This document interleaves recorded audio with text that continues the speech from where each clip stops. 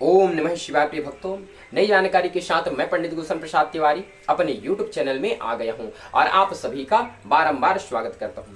तो कथा में प्रवेश करने से पहले आप सभी से यह निवेदन करूंगा कि यह शुभ समय है, अभी हमारे चैनल श्री शिव कृपा को सब्सक्राइब कीजिए ताकि आपको हर दिन नई नई जानकारी प्राप्त होता रहे।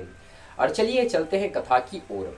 जानते हैं आखिर भगवान विष्णु की पूजा अधिक होती है लेकिन ब्रह्मदेव की पूजा क्यों नहीं होती, इसके बारे में जानते हैं।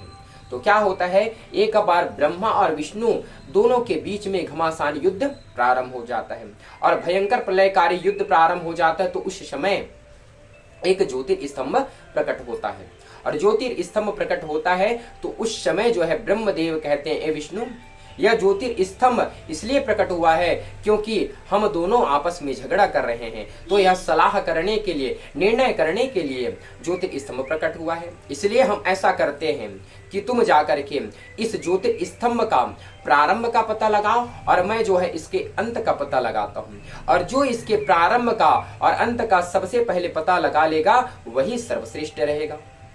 इस प्रकार से ब्रह्मदेव ने कहा।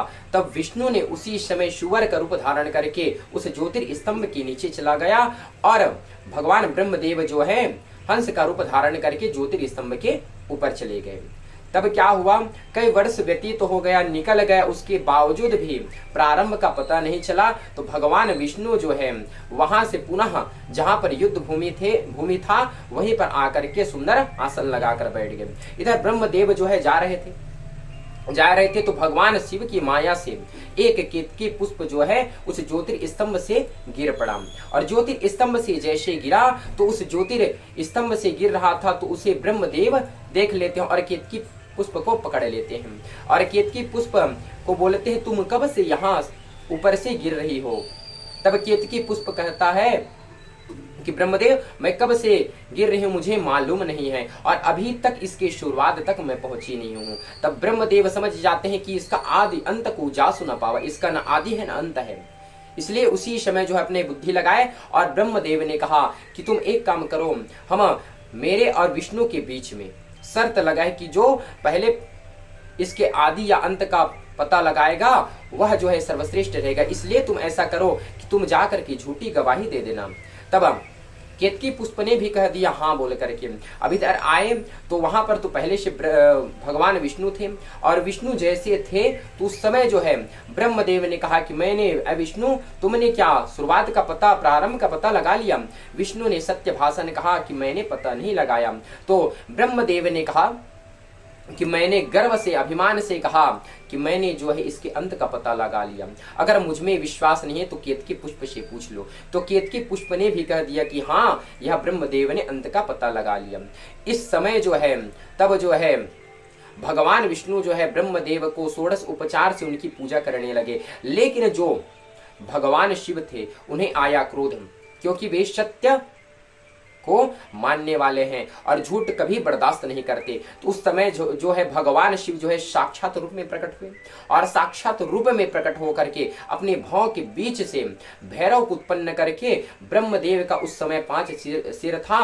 उस समय 5 सिर था तो भैरव के माध्यम से ब्रह्मदेव के एक सिर को धड़ से अलग कर दिए और जैसे धड़ से अलग कर दिए तो ब्रह्मदेव जो है सात्विक स्वभाव में आ गए और सात्विक में जैसे आए तब भगवान शिव जो है विष्णु को वरदान दिया कि ए विष्णु, तुम मेरे समान रहोगे और मेरे समान तुम्हारी पूजा होगी और अन्य देवी देवताओं की तो नहीं लेकिन तुम्हारी पूजा सर्वोत्तम होगी और सुंदर तुम्हारी प्रतिष्ठा करवाएंगे, उत्साह के साथ तुम्हारी पूजा होगी। लेकिन ए ब्रह्मा, जा तूने असत्य भाषण किया है, जा मैं तुझे श्राप देता हूँ, तुम्हारी पूजा कहीं भी नहीं होगी और तुम्हारा मंदिर भी नहीं होगा। इस प्रकार से भगवान शिव ने ब्रह्मदेव को श्राप दिया और भगवान विष्णु को वरदान दिया।